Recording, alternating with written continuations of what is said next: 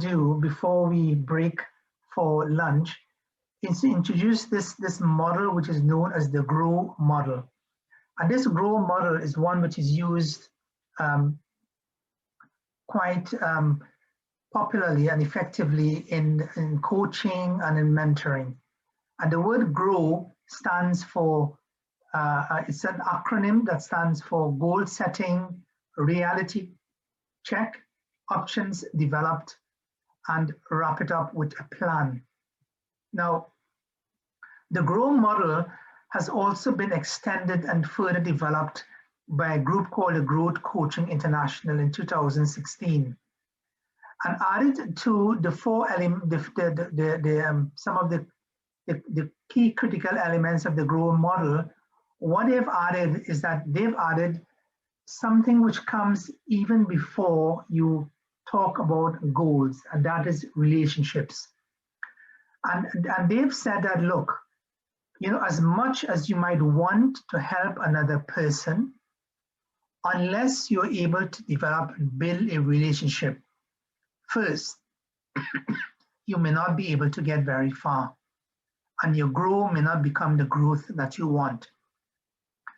And therefore, it may well be that the first few sessions that you have with a person that you consider to be your mentor or your mentee, that it's all about learning about each other. It's about trying to build trust, trying to build confidence, trying to sort each other out to see whether or not you're willing to confide type of information that you want to with someone else. And that trust is something which is key in developing. So that's the first stage that they've mentioned. And then they start with the GROW model itself. And the GROW model it starts with the G. And the G stands for goal setting. It's about being able to help people to identify. Many people have goals, but maybe the goal is in their mind. Maybe they have the goal and they can understand it well in their dreams. But maybe they have not come to the point where they can articulate really what they want. They have not come to that point where they have been able to write their goals down, what it is that they truly want to achieve. And for them, it's simply, you know, something, it's a dream for them. Apart from goals, the R stands for a reality check. A reality check is that there are some things that you might say, well, look, you know, I want to become maybe the prime minister or something like that. But is it reality? Based upon what you are doing now, is it something that you can really achieve in your life? Or is it something that you wish, or is it just pure wishful thinking? So it's about trying to understand what is the reality of your situation in the context of the goals that you are trying to achieve. What is happening now in your life? It could be that you want to achieve something in your life, but the thing which is of immediate concern, which is important and which is urgent, that you need to address, is not one of the things that you have mentioned that you think is paramount for yourself.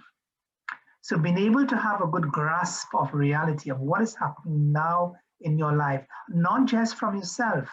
It may well be that that information will come from those around you, those that you're in close contact with, those that perhaps even the mentor might be able to find out for more, or the mentor can become reflective on.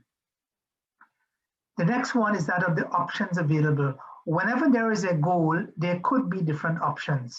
You know, what could you do? You might think that, you know, I want to get into a particular career. And you might think, well, the way to get into this career is that I must do A, B, C, D, E. And that may be what you may consider to be the only way to get from point A to point wherever you would like to get to. But it could be that there are other options that you haven't considered, that you haven't thought about, that there are different ways. It could be that you might think, well, look, you know, I want to get involved in education, but I don't have any money. Well, it could be that you were thinking of full-time education. What about part-time education? What about working? What about being in full-time education but still having a job? What about going through a different field? What about trying to look at getting a scholarship? What about, so there are different things, looking at all the different options is something which is important. The W of talks about the will. What will you do? You're not supposed to wrap it up with a plan. There has to be a plan of action. And that plan of action must contain your goal. It must contain your defined objectives. It must contain a plan in terms of how that objective is going to be attained. The objective itself must be, and the goal itself must be smart in nature. I will go through SMART for those of you who don't know what it is, or smarter or even smartest. But that is important. And then it must be something which is written.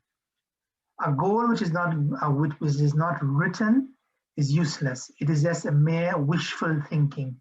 Whatever it is that you want to be able to achieve must be written. Then they, in addition to the grow, they have also added two others. One they've called the T, which is tactics. How and when will you do it? In other words, it's not just about having that plan, but how will you be able to implement it, get it done? And when will you do it? What is your time scale for what it is that you want? What are the tactics that you're going to adopt? It could be that it's not something that you need or that you can do on your own. You may well be able to do it on your own, but maybe if you get the assistance of others, they might be able to make it even easier for you. So look at the tactics that you employ in achieving what you want to be able to achieve. And the last thing that they've added an H. An H is for habits. How will you sustain your success? A person who is successful is somebody who has success habits. Is somebody who has healthy habits, productive habits. And productive habits are leads to success, leads to habits. People will see success coming to them, achievements coming to them, day in, day out. Why? Because they have the habits that brew success, that will give you the type of success that you truly want in your life. And the last thing that they've added this area of results, celebrating the results. So it's not just simply about the grow and about having the habits, but also about realizing that through this process of development, that you are becoming better, that you are getting results. Maybe you have not been able to achieve the results that you truly want, but you're slowly getting there, bit by bit at a time. And therefore, in the midst of all of that which is happening, you need to celebrate your small successes. You need to be grateful for it and thank Allah subhanahu wa ta'ala and thank those around you for, for enabling you to be able to achieve that which you wanted. So are there any questions on that?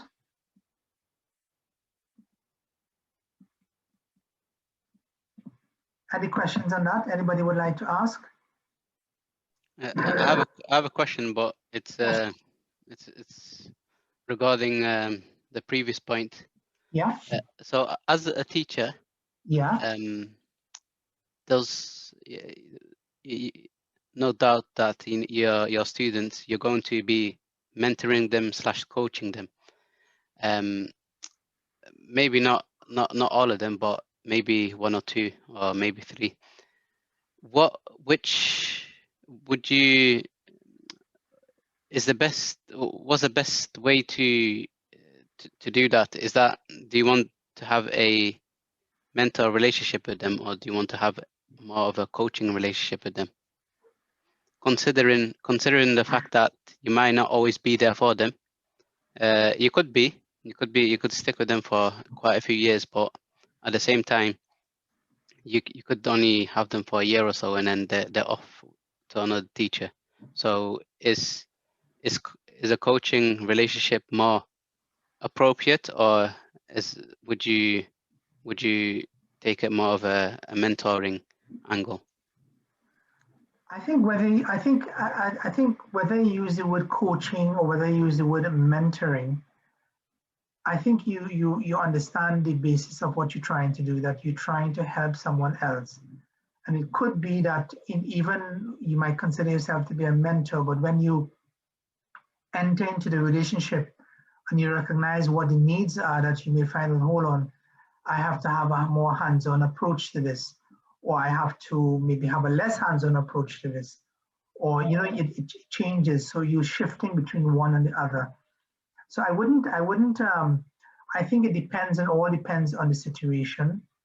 And what my suggestion, and this is hopefully by the end of this course, that I'm hoping that Furqan Academy can organize, is that they can have something which is structured, that would allow people, both mentors and mentees, so that they can develop relationships in terms of avenues for those who feel as though they need help, and for those of who are involved in it as well, for them to be able to get feedback, for them to be able to share their experiences, maybe with their co-mentors, or even the mentees as a group.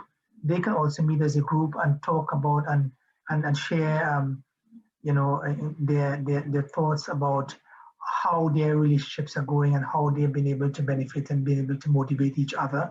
So it can work at both levels. So I think at Furqan you have I believe that you have the means by which you can institutionalize a mentorship program.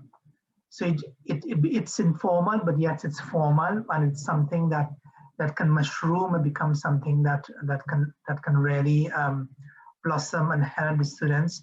Because I know that, and we will talk more about that this afternoon, that many of you have, even where Al Furqan is in Manchester, it's not in the best place. We know that there are so many challenges of poverty, of illiteracy, of people not being able to attain the type of things. You have drugs, you have all types of behavior that you wouldn't want to mention. So there are a whole host of problems, with the young ones dealing with their peers, with their friends, and so forth in school. There are so many things, of underachievement from both males and females that you would love to address, and therefore it's a tall task. But even if you were to institutionalize something, it could make a difference. I believe it can make a difference in the lives of the pupils, because we need to be able to remember, as much as we might, let's say, teach people how to read the Quran, teach them all about seerah and fiqh and sharia and du'a and dhikr and what have you. At the end of the day, if they're not given the right guidance in terms of the right advice, timely advice when they really need it for their lives and for their well-being, when they're not there to be able to get the type of guidance that they need to make the crucial and the critical decisions in their life, that is something that is going to be, of great detriment to them. And all of the Quran and all of the Hadith and all of the other things that they may well learn about is something that may be of little benefit to them, in terms of some of the decisions that they might make. Because now we have a situation, and one of my good friends, he has been appointed as the head of the prisons, dealing with the Muslim prisoners. And one of the amazing things he told me about the prisoners is that, he would go to some prisons sometimes and, do you need anyone to help you with leading the prayer or with Quran or anything? I said, no, we have enough hufaz in our prisons. And that's to tell you where we are, that learning about Islam on its own in a vacuum may not necessarily be sufficient to be able to guide and to be able to help our young people of today.